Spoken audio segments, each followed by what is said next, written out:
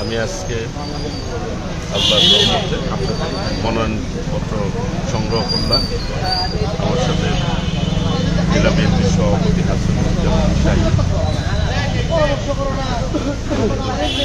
এবং সাথে মাহমুদুল হক শানু, কাজী শফিকুর রহমান মিল্টন, আমাদের থানা বিএনপির সভাপতি মোহাম্মদ আকবর আলী উদ্বোধনের সহ আহ্বায়ক রাশেদ সহ আমরা 4-5 জন নেতৃবৃন্দ আমরা মনোনয়ন সংগ্রহ করেছি।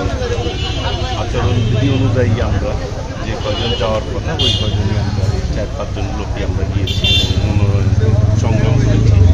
আমি আল্লাহ রাব্বুল আলামিনের কাছে কৃতজ্ঞতা প্রকাশ করছি এবং শুকরিয়া আদায় করছি আমার নেত্রী দেশনেত্রী বেগম খালেদা জিয়া এবং আমার অভিভাবক ভারপ্রাপ্ত চেয়ারম্যান দেশনায়ক তারেক রহমান আমার উপরে যে গুরু দায়িত্ব দিয়েছে আমি মনে করি আমার দায়িত্ব আরো বেড়ে গিয়েছে। আগামী দিনে আল্লাহ আমার দল যে গুরু দায়িত্ব দিয়েছে আমি মনে করি আমার দায়িত্ব আরো বেশি বেড়ে গিয়েছে, দায়িত্ব আরো বেড়ে গিয়েছে মানুষের প্রতি।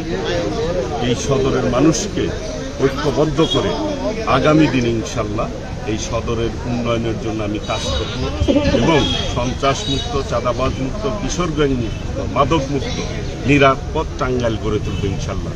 সকলকে নিয়ে সৌহার্দ্যপূর্ণভাবে সহমর্মিতা নিয়ে আমি আগামী দিনে সকলকে নিয়ে পথ চলতে চাই। আমি সকলের কাছে, সদরবাসীর কাছে আমি দোয়া প্রার্থনা করছি, দোয়া কামনা করছি। ধন্যবাদ।